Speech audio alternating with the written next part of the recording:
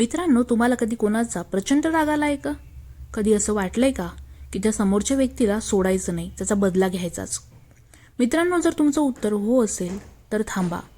बदला घेण्याआधी ही एक छोटीशी गोष्ट नक्की ऐका, कारण या गोष्टीचा शेवट तुम्हाला विचार करायला भाग पाडेल की तुम्ही दुसऱ्याचा नाश करताय की स्वतःचाच. एका शिष्याने गुरुजींना विचारले, गुरुजी, अमुक एका माणसाने माझा अपमान केलाय, मला त्याचा बदला घ्यायचा आहे, मी काय करू? गुरुजी शांतपणे म्हणाले, बदला घेण्याआधी ही एक सापाची गोष्ट ऐक. एकदा एका सुताराच्या दुकानात रात्रीच्या वेळी चुकून एक विषारी साप शिरला. दुकानात खूप अंधार होता. सापाचा तिथे पडलेला एका धारदार करवतीला धक्का लागला आणि त्याच्या शरीराला थोडी जखम झाली. सापाला वाटलं की करवतीने मुद्दाम मला इजा केली आहे. रागाच्या भरात सापाने त्या करवतीला जोरात डंख मारला, पण करवत तर लोखंडाची होती. सापाचे तोंड रक्तबंबाळ झाले. आता सापाचा राग अनावर झाला होता. त्याला वाटलं, करवत माझ्यावर उलटवार करते.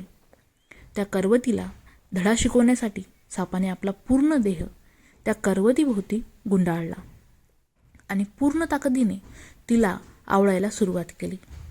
सापाला वाटत होतं की तो करवतीचा जीव घेतोय, पण झालं भलतंच. दुसऱ्या दिवशी जेव्हा सुताराने दुकान उघडलं तेव्हा त्याला साप हा करवतीभोवती मेलेला दिसला आणि गुंडाळलेला दिसला. त्या सापाला कोणीही मारलं नव्हतं. त्याचा जीव त्याच्याच रागाने आणि मूर्खपणामुळे गेला होता. गुरुजींनी शिष्याकडे बघून विचारलं, बाळा, त्या करवतीला काही फरक पडला नाही, पण सापाने स्वतःचा जीव गमावला. आपल्या आयुष्यातही असंच असतं. जेव्हा आपण रागाच्या भरात कोणाचा तरी बदला घ्यायला जातो तेव्हा आपण समोरच्याचंच नाही तर स्वतःचं जास्त नुकसान करत असतो. तुमचा राग, तुमची चिडचिड तुमचा ब्लड प्रेशर वाढवतो, तुमची झोप उडवतो आणि तुमची सुख हिरावून घेतो. ज्याच्यावर तुम्ही रागवताय तो कदाचित मजेत झोपला असेल, पण तुम्ही मात्र जळत असता. त्यामुळे कोणाला धडा शिकवायच्या नादात स्वतःचा साप होऊ देऊ नका. कधीकधी दुर्लक्ष करणं हाच सर्वात मोठा बदला असतो.